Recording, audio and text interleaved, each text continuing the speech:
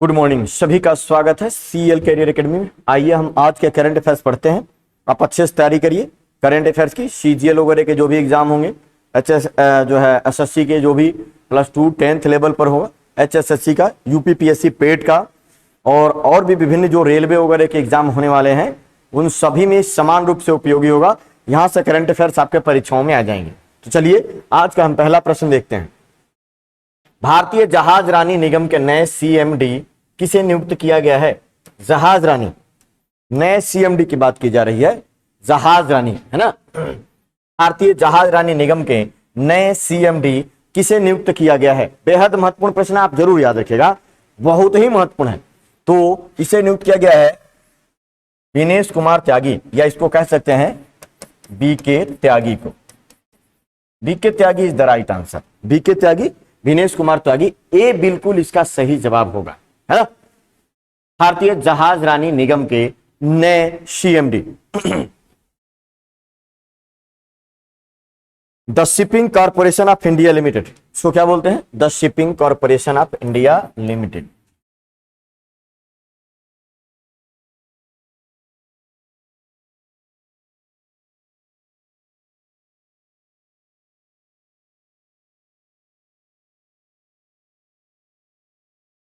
India, है ना, limited, the shipping corporation of India limited. तो दिनेश कुमार त्यागी इसके नए अध्यक्ष बनेंगे। इस तरीके के प्रश्न परीक्षाओं में आजकल खूब पूछे जा रहे हैं, आप ध्यान रखिएगा और इसको लगातार पढ़ते रहिएगा। शिपिंग कॉर्पोरेशन के लिए भारतीय नौवहन निगम, है ना, शिपिंग कॉर्पोरेशन एक सरकारी निगम है जो राष्ट्रीय और अंतर्राष्ट्रीय दोनों प्रकार के जहाजों की सेवा वाले जहाजों संचालन प्रबंधन करता है ना। ये जो है यह एक सरकारी निगम है। ये जो है ये वाला एक सरकारी निगम है। सरकारी निगम है जो राष्ट्रीय और अंतर्राष्ट्रीय, राष्ट्रीय और अंतर्राष्ट्रीय सभी प्रकार के अंतर्राष्ट्रीय सभी जहाजों का नियमन और प्रबंधन करता है। तो ये बात याद रखिएगा। अब हम बात करते हैं जो shipping corporation of India limited की स्थापना कब हुई, मुख्यालय कहां है? तो इसका मुख्यालय है मुंबई में। इसकी स्थापना हुई थी 2 अक्टूबर 1961 को, है ना।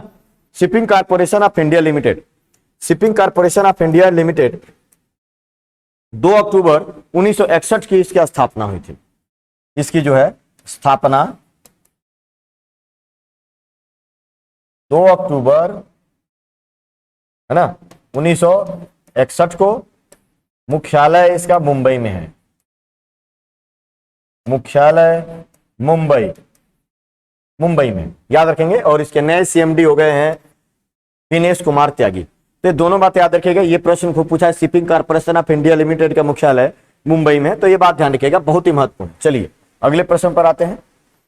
Netflix documentary our great national parks, है ना, आवर ग्रेट नेशनल पार्क देखेंगे में आवाज देने के लिए सर्वश्रेष्ठ नैरेटर का एमी पुरस्कार संगीत के क्षेत्र में दिया जाता है। ग्रैमी पुरस्कार सबसे बड़ा, उसको जो संगीत का ऑस्कर भी कहते हैं, और एक है एमी पुरस्कार। किसने जीता है ना, किस चीज के लिए? The our great national parks, हमारे महान नेशनल पार्क्स के लिए। एमी पुरस्कार के विजेता हैं पूर्व अमेरिकी राष्ट्रपति Barack Obama. Barack Obama is the right answer. इसका सही उत्तर हो जाएगा बी, है ना। ध्यान रखिएगा, एमी पुरस्कार विजेता बराक ओबामा, और इन्होंने आवाज दिया है किसमें? द ग्रेट नेशनल पार्क्स में आवाज देने के लिए इनको यह पुरस्कार दिया गया है। बेहद महत्वपूर्ण होगा, आप लोग इसको जरूर याद रखिएगा, परीक्षा में अवश्य पूछा जाएगा। ये अमेरिका के दूसरे राष्ट्रपति हैं जिन्हें एमी पुरस्कार मिला। इनसे पहले ड्वाइट डी आइजनहावर को मिला है। यह पुरस्कार पाने वाले, यह पुरस्कार पाने वाले अमेरिका के सेकंड, दूसरे राष्ट्रपति।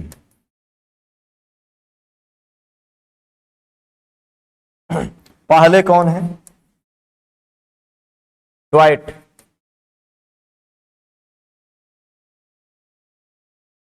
आइजनहावर, ड्वाइट डी आइजनहावर हैं, जिनको 1956 में, कब मिला था? 1956 में यह पुरस्कार मिल गया था। तो यह बात याद रखिएगा, बराक ओबामा को द ग्रेट नेशनल पार्क से आवाज देने हेतु सर्वश्रेष्ठ नरेटर एमी पुरस्कार मिला है। एक और पुरस्कार, ग्रैमी पुरस्कार को संगीत का नोबेल कहा जाता है, यह भी याद रखिएगा। ये ग्रैमी नहीं है, ये एमी पुरस्कार है। ग्रैमी पुरस्कार ये अलग से बता दे रहा हूं, संगीत का नोबेल भी कहते हैं, संगीत का नोबेल भी कहते हैं, है ना, संगीत का नोबेल भी कहते हैं ग्रैमी पुरस्कार को, लेकिन ये एमी पुरस्कार है, ये एमी है ना, ये वाला। चलिए अगले प्रश्न पर आइए। बराक ओबामा की एक किताब है, जरूर याद रखिएगा, बराक ओबामा की एक किताब है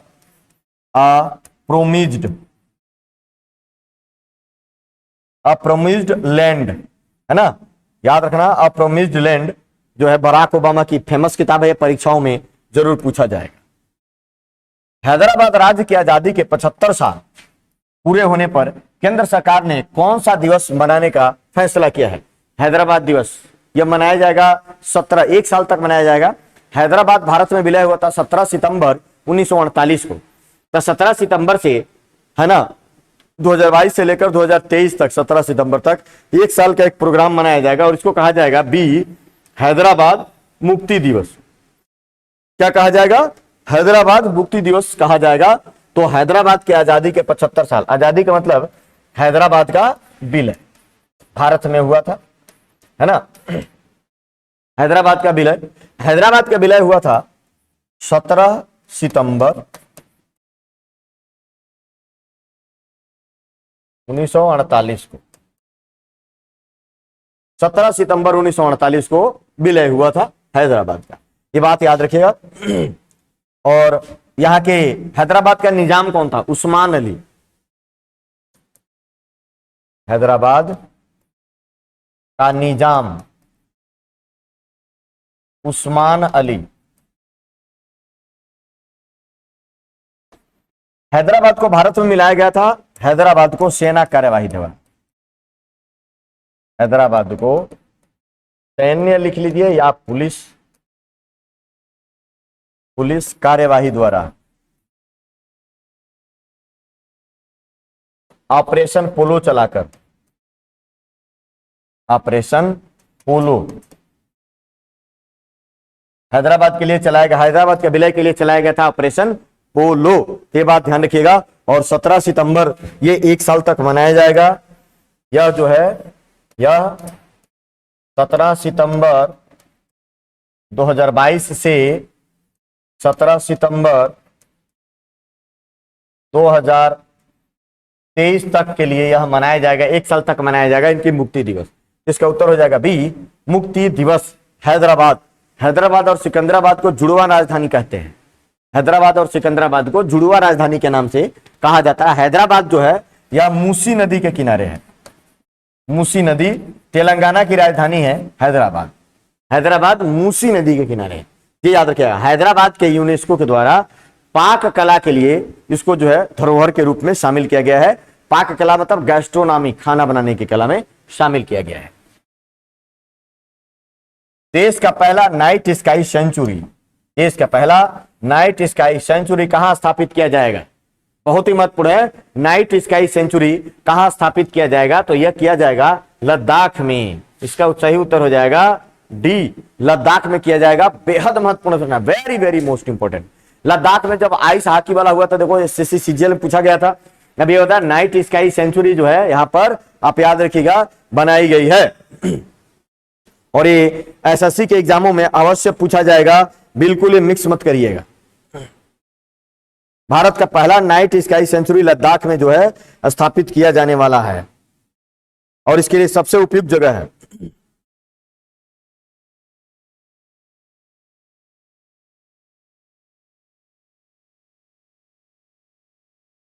यह एक ठंडा रेगिस्तानी क्षेत्र है जहां पर केंद्रीय मंत्री जितेंद्र सिंह ने इसके लिए कहा है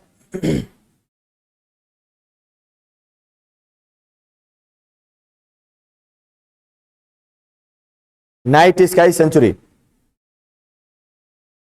अब ये लद्दाख के चांगथंग वन्यजीव अभयारण्य में बनाया जाएगा। कहां बनाया जाएगा? लद्दाख के चांगथंग वन्यजीव अभयारण्य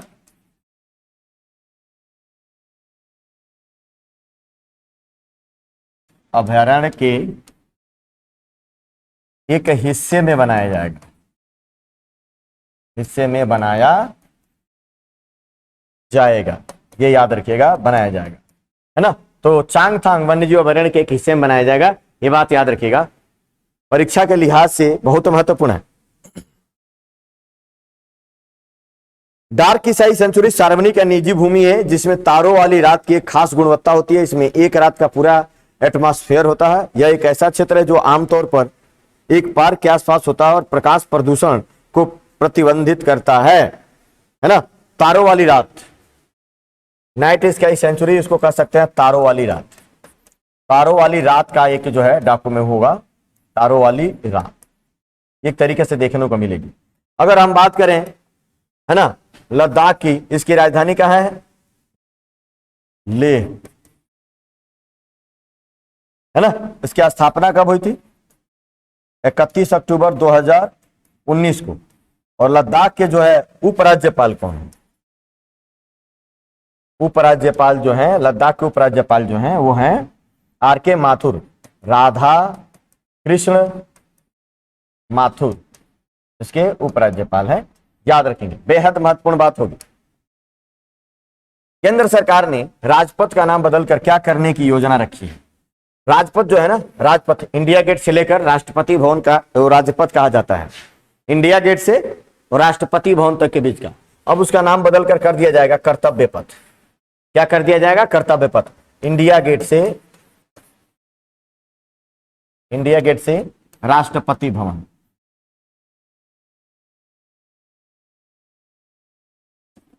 राष्ट्रपति भवन के बीच का सड़क,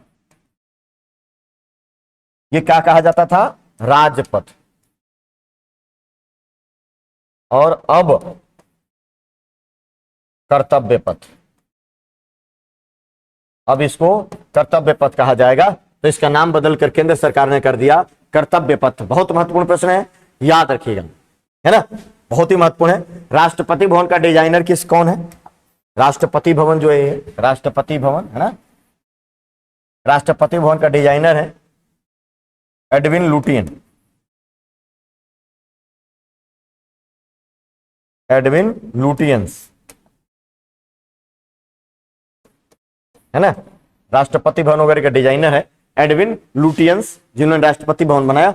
और राष्ट्रपति का एक भव्य आवास, बहुत बड़ा आवास है ना, और बहुत ही शानदार आवास है, जो पहले इसको वायसराय भवन के नाम से जाना जाता था, अंग्रेजों ने बनाया था, और आज अब भारत के राष्ट्रपति भवन के नाम से जाना जाता है। चलिए अगले प्रश्न आते हैं। एसबीआई द्वारा जारी एक रिपोर्ट के अनुसार भारत किस वर्ष तक विश्व की तीसरी सबसे बड़ी अर्थव्यवस्था बन जाएगी? तो विश्व की तीसरी सबसे बड़ी अर्थव्यवस्था बन जाएगी 2029 तक। एसबीआई ने एक अपना रिपोर्ट जारी किया था, और एसबीआई की इसी रिपोर्ट के आधार पर जो है ना, भारत 2029 तक, एसबीआई की रिपोर्ट है, तो उस रिपोर्ट में बताया गया है कि भारत 2029 तक क्या बन जाएगा? विश्व की तीसरी सबसे बड़ी अर्थव्यवस्था बन जाएगा, है ना। और यह क्या करेगा? जापान और जर्मनी को पीछे छोड़ देगा। जर्मनी और जापान को पीछे छोड़कर तीसरी अर्थव्यवस्था बन जाएगा, है ना। अगर हम बात करें, अभी वर्तमान में यूनाइटेड किंगडम को पीछे छोड़कर, ब्रिटेन को पीछे छोड़कर भारत 5वीं सबसे बड़ी अर्थव्यवस्था बन गई। सबसे बड़ी अर्थव्यवस्था है कौन सा? दुनिया में सबसे बड़ी अर्थव्यवस्था अमेरिका का है, 21 ट्रिलियन डॉलर से भी ज्यादा की उसका जो है 2019 तक जापान से बड़ी अर्थव्यवस्था बन जाएगा। बता दें कि यह जो है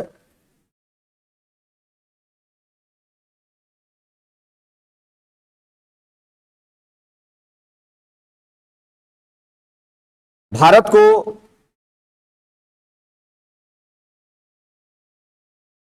एसबीआई के अनुसार जो वृद्धि दर भारत की है उसके अनुसार भारत साल 2027 में जर्मनी को और 29 में जापान को पीछे छोड़ देगा, है ना।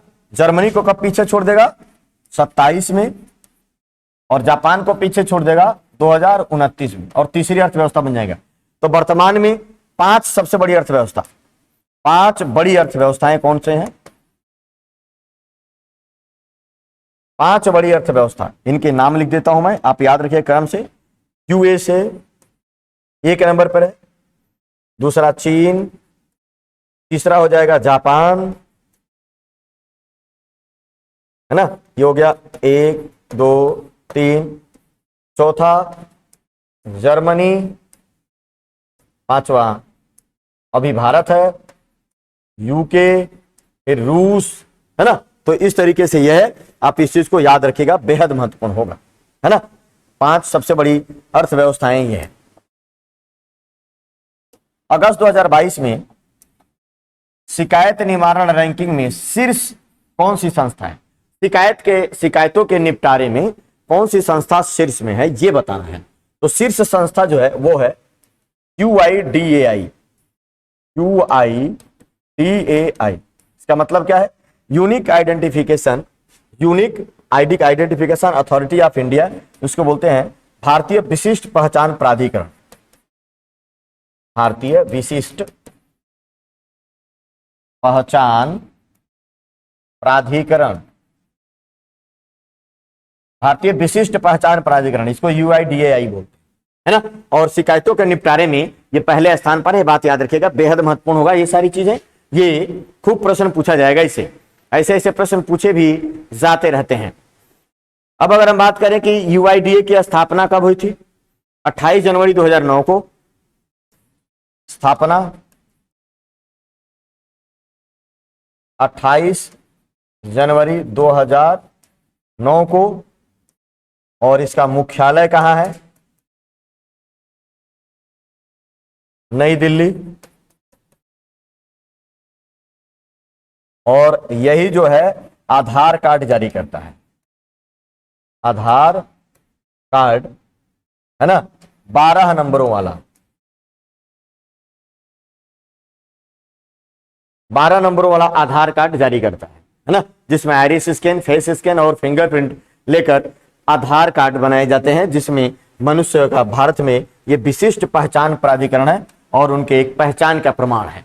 तो UIDAI आप लोग याद रखिए, unique identification authority of India. IRDA का पूरा नाम क्या है? Insurance regulatory development authority. IRDA insurance को रेगुलेट करने के लिए। SIDBI small scale industry development bank of India, SIDBI का मुख्यालय है जो है लखनऊ में। Try telecom regulatory authority of India, है ना, संचार जो है वो टेलीकम्युनिकेशन को नियमित और विनियमित करने के लिए ये संस्थाएं हैं। और ट्राई का जो मुख्यालय है वो है हैदराबाद में। Dutch formula 1 GP 2022, formula 1 race है डच 2022, किसने जीता है ना? तो यह जीता है मैक्स वर्स्टापेन। इसका सही जवाब होगा सी। डच फार्मूला 1 रेस किसने जीत लिया? मैक्स वर्स्टापेन ने जीत लिया है। याद रखेंगे, शानदार और बेहद महत्वपूर्ण ऐसे प्रश्न परीक्षाओं में पूछे ही जाते रहते हैं और ऐसे ही प्रश्न पूछे जाते हैं। आप बिल्कुल इसको मिस नहीं करेंगे, इसको याद रखेंगे। यह लगातार इनकी चौथी जीत है, लगातार चौथी जीत, लगातार चौथी जीत है ना, इनकी लगातार चौथी जीत है। याद रखिएगा, बेहद महत्वपूर्ण होगा।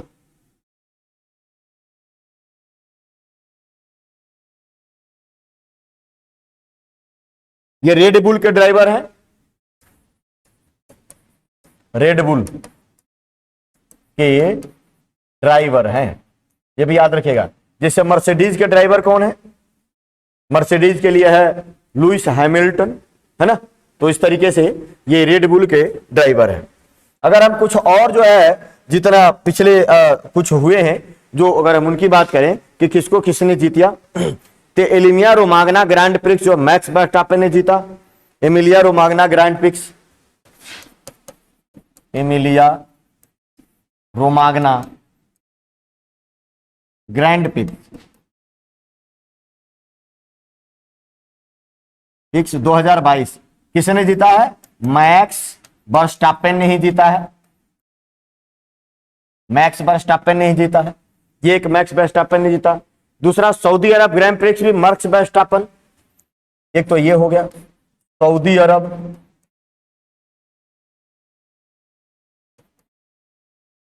ग्रैंड प्रिक्स 2022 किसने जीता है? मैक्स वर्स्टापेन ने ही जीता है। मैक्स वर्स्टापेन ने सऊदी अरब ग्रैंड प्रिक्स भी जीता है। अजरबैजान ग्रैंड प्रिक्स भी मैक्स वर्स्टापेन ने ही जीता। अजरबैजान कनेडियन अजरबैजान है ना।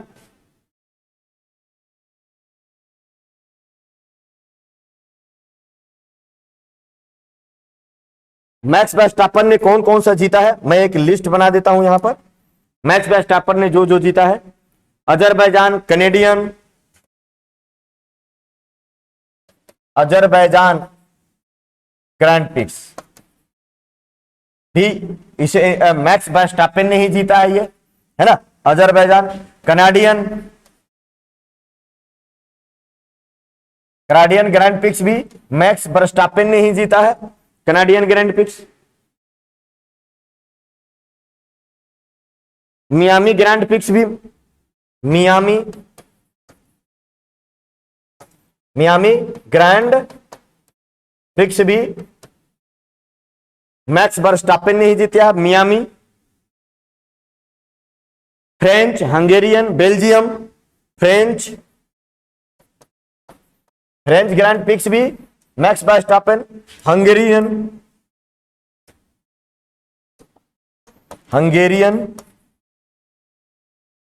ग्रैंड प्रिक्स भी मैक्स वर्स्टापेन ने ही जीता है।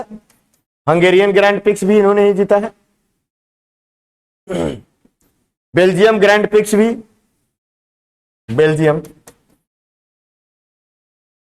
बेल्जियम ग्रैंड प्रिक्स भी मैक्स वर्स्टापेन नहीं जीता है। तो ये लेटेस्ट है और सब इन्होंने ही जीता है। 1 2 3 4 5 6 7 8 9 है ना, लगभग 10 के आसपास।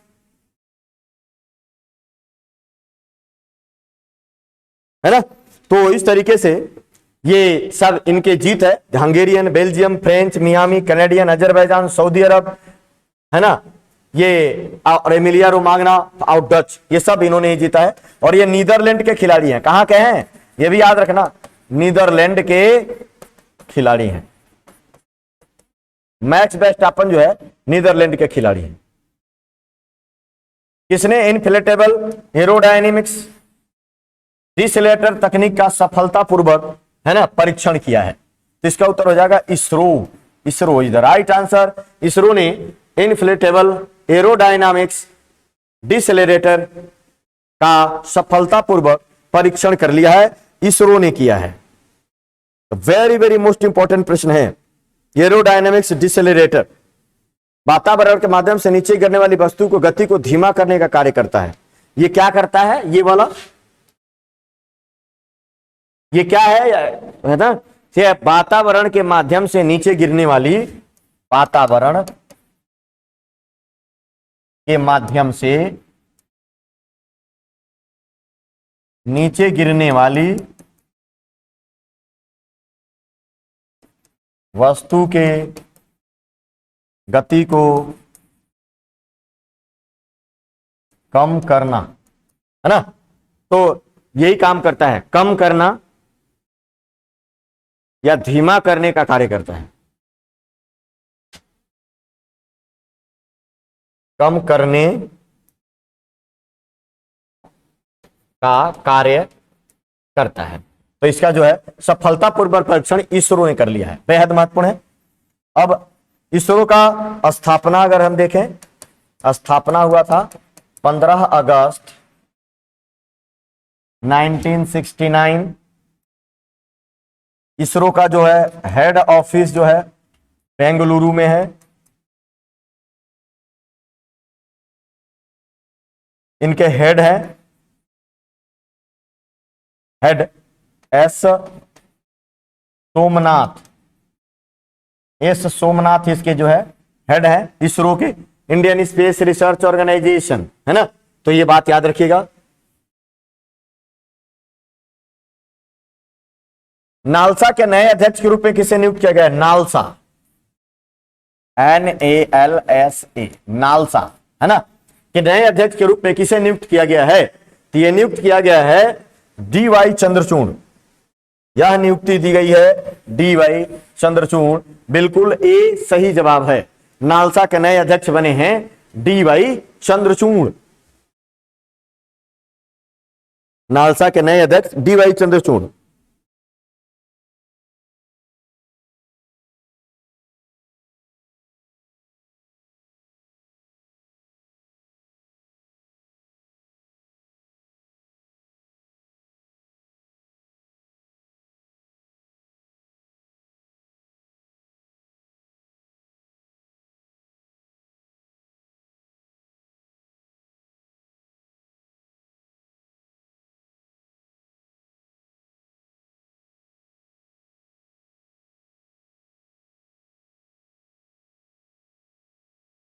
लोगों को कानूनी रूप में मुफ्त सहायता देने के लिए, है ना, नेशनल लीगल सर्विस अथॉरिटी बोलते हैं।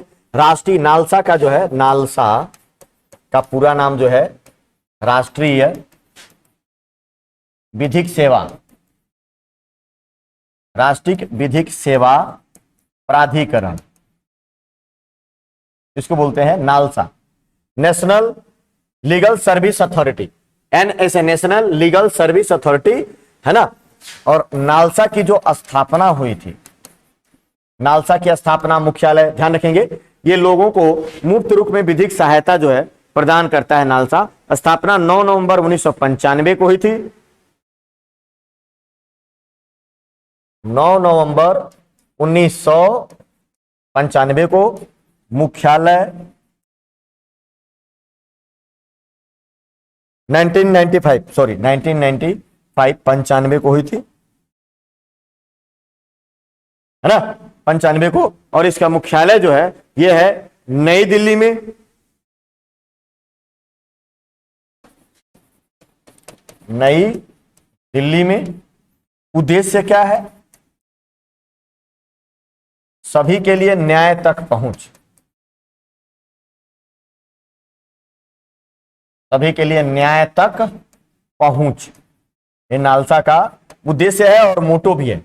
नालसा राष्ट्रीय विधिक सेवा प्राधिकरण। तो नए अध्यक्ष बने DY चंद्रचूड़, है ना। अभी देखेंगे ये भारत के 50वीं UU ललित, इनका कार्यकाल मात्र 74 दिनों का ही है ना। इनके बाद भारत के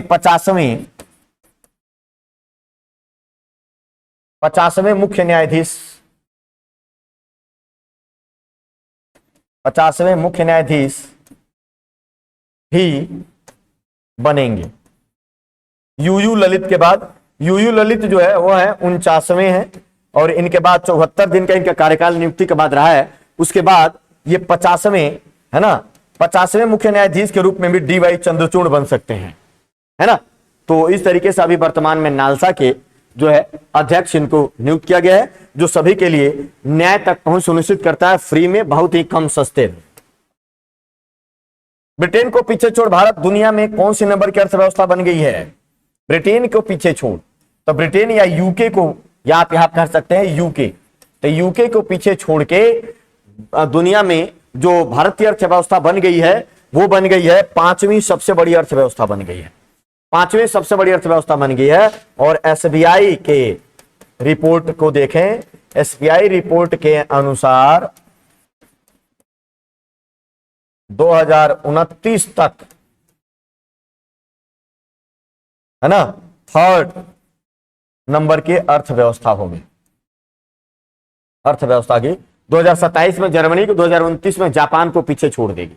जापान वर्तमान में अमेरिका 1 नंबर, चीन 2 नंबर, जापान 3, जर्मनी 4 और भारत 5वीं सबसे बड़ी अर्थव्यवस्था है। तो ये बात याद रखिएगा, 5वीं सबसे बड़ी अर्थव्यवस्था वर्तमान में बन गया है ब्रिटेन को पीछे छोड़ के। चलिए अगले प्रश्न को देखिए। किस भारतीय ग्रैंड मास्टर ने दुबई ओपन शतरंज टूर्नामेंट का खिताब जीता है ना? दुबई ओपन शतरंज का खिताब जीत लिया है, यह जीता है अरविंद चिदम्बरम। सी सही जवाब होगा। इसका उत्तर हो जाएगा C, Arvind Chidambaram is the right answer. कौन सा? दुबई ओपन शतरंज टूर्नामेंट का खिताब जीत लिया है अरविंद चिदम्बरम ने। महत्वपूर्ण प्रश्न होगा, आप इसको जरूर याद रखिएगा। अरविंद चिदम्बरम ने जीता दुबई ओपन का टूर्नामेंट।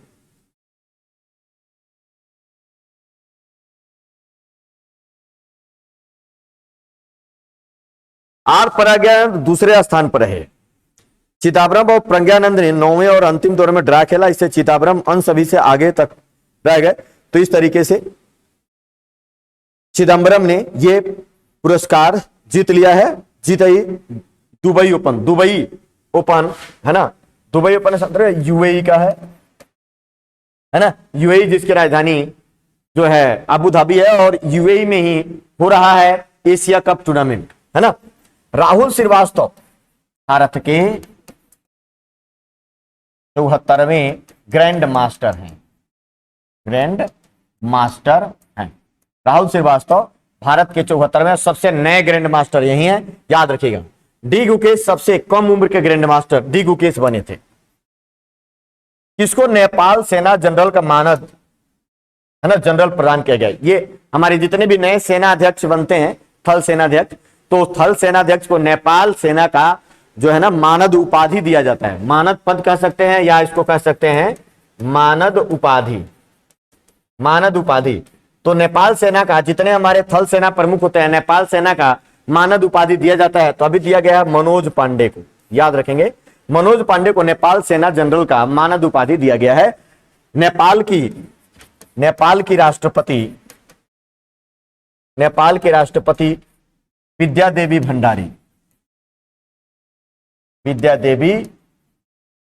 भंडारी ने यह उपाधि प्रदान की।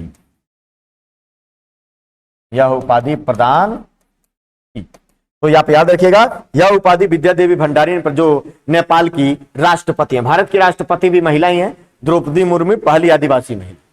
तो मनोज पांडे थल सेनाध्यक्ष हैं। ये क्या है?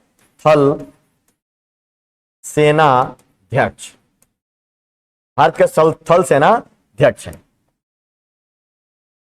जन्म के बाद बच्चे की मृत्यु पर किसी महिला कर्मचारी को कितने दिनों की छुट्टी देने की सरकार की एक योजना जो है अपनाई जा रही है। कितने दिनों की छुट्टी दी जा सकती है इसमें, है ना, ये कहा जा रहा है। तो यह किया गया है कि अगर कोई किसी महिला के बच्चा जन्म लेता है और उसकी मृत्यु हो जाती है तो उसको 60 दिनों की छुट्टी दी जा सकती है। 60 दिनों की छुट्टी दी जाएगी, इस पर विचार किया जा रहा है। सी बिल्कुल सही जवाब होगा, 60 दिनों की छुट्टी। एक महत्वपूर्ण प्रश्न है, आप लोग याद रखेंगे, महत्वपूर्ण प्रश्न होगा। इस तरीके के प्रश्न परीक्षाओं में खूब पूछा जाता है। जन्म के बाद बच्चे की मृत्यु पर महिला कर्मचारी 60 दिनों की छुट्टी। कार्मिक और प्रशिक्षण विभाग द्वारा एक कहा गया है, यह किसने कहा है? कार्मिक और प्रशिक्षण विभाग। कार्मिक और प्रशिक्षण विभाग, डीओपीटी।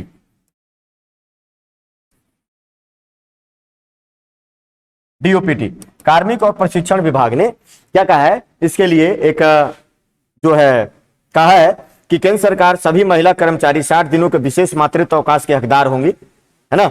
जन्म के तुरंत बाद बच्चे की मृत्यु के कारण होने वाली संभावित भावनात्मक आघात को ध्यान में रखते हुए यह कहा गया है और इस तरीके की परियोजनाएं बनाई जा रही है। 60 दिनों तक विशेष अवकाश दिया जा सकता है। पहले से ही देखेंगे मातृत्व लाभ के तहत 26 सप्ताह का अवकाश भी दिया जाता है।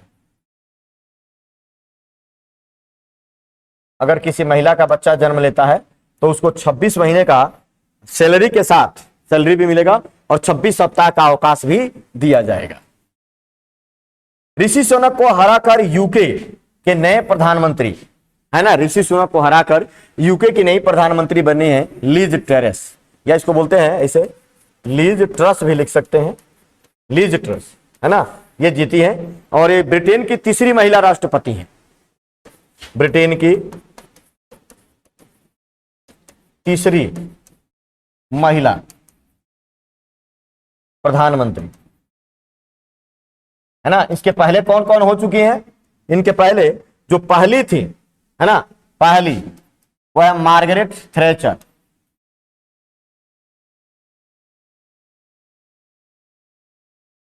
है ना, आयरन लेडी के नाम से जाना जाता है इसे। मार्गरेट थ्रेचर को ब्रिटेन में आयरन लेडी के, और दुनिया में भी आयरन लेडी के नाम से जाना जाता है। और दूसरी है थेरेसा मे। दूसरी कौन बनी थी? Theresa May. और तीसरी बन गई है लिज ट्रस। भारतीय मूल के ऋषि सुनक है, ये वित्त मंत्री रहे थे, भारतीय मूल के हैं, भारतीय मूल के हैं, है ना, और वित्त मंत्री, ब्रिटेन के वित्त मंत्री हैं, है ना। और ये लिज ट्रस विदेश मंत्री थी, विदेश मंत्री, है ना। तो इनको ज्यादा वोट मिला, जबकि चर्चित है ऋषि सुनक, काफी चर्चित है, लेकिन ज्यादा वोट मिला लिज ट्रस को। और ये तीसरी महिला प्रधानमंत्री बनी है मार्गरेट थ्रेचर और थेरेसा मे के बाद।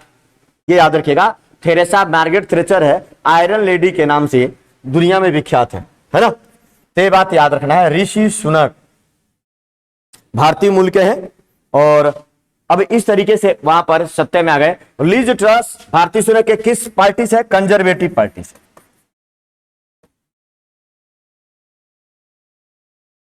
कंजर्वेटिव,